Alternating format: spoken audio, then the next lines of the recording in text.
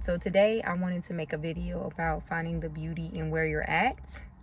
And this is a message for myself because this is something that I've been struggling with. I've been struggling with finding the beauty in where I am in my season, being happy and content with where I'm at and with what I have. And we hear that all the time, to be happy with what you have and be content.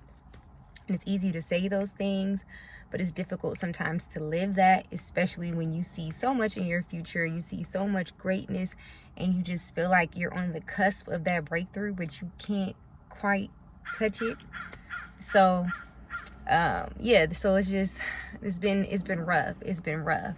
I've been experiencing a lot of breakthrough, I would say, really this past year, especially these past couple of months.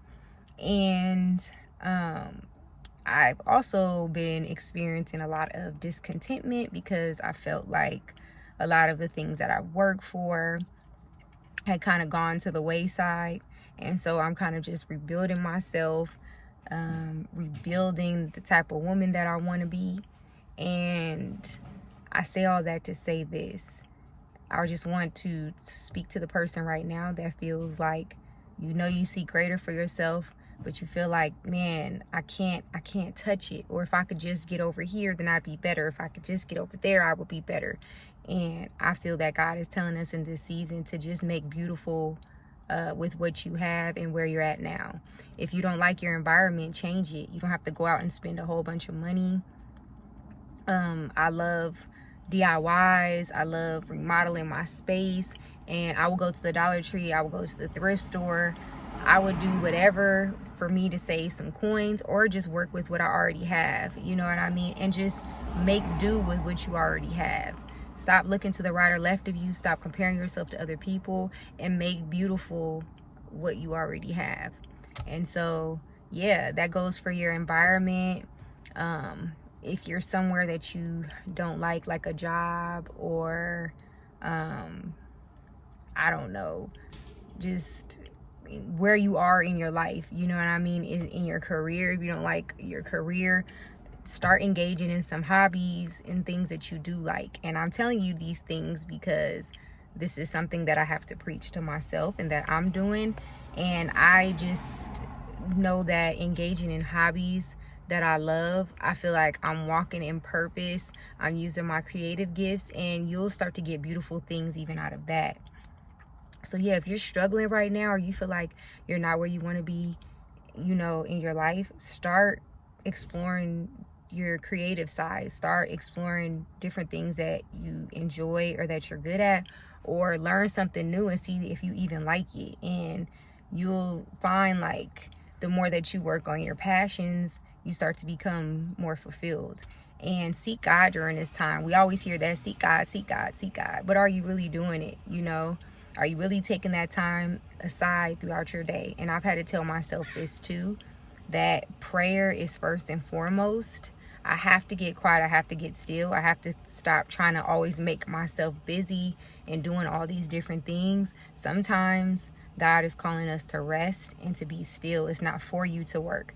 If God made the world in 6 days and rested on the 7th, what makes us think that we don't need to rest on the 7th? What makes us think that our to-do list is more important than getting still and listening and seeking direction?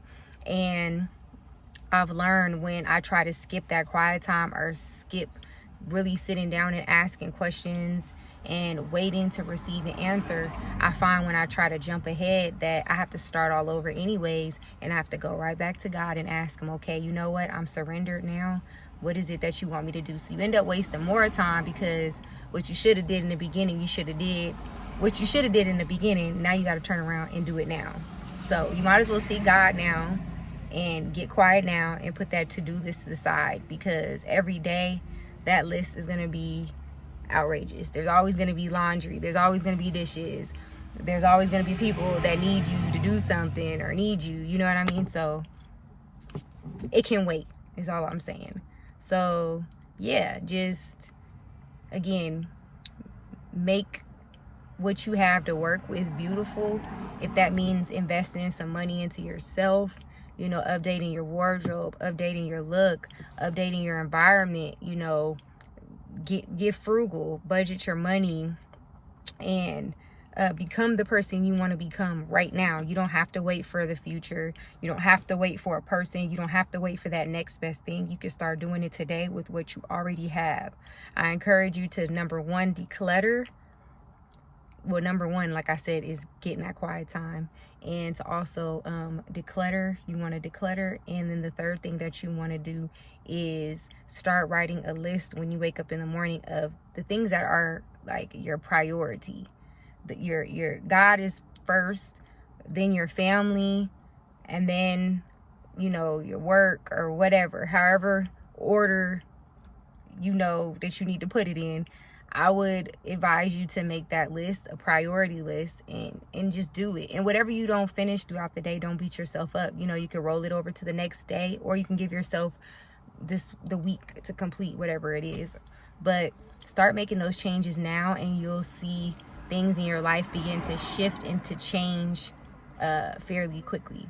So yeah, that was just my encouraging word for today. So I'll see you guys in my next video.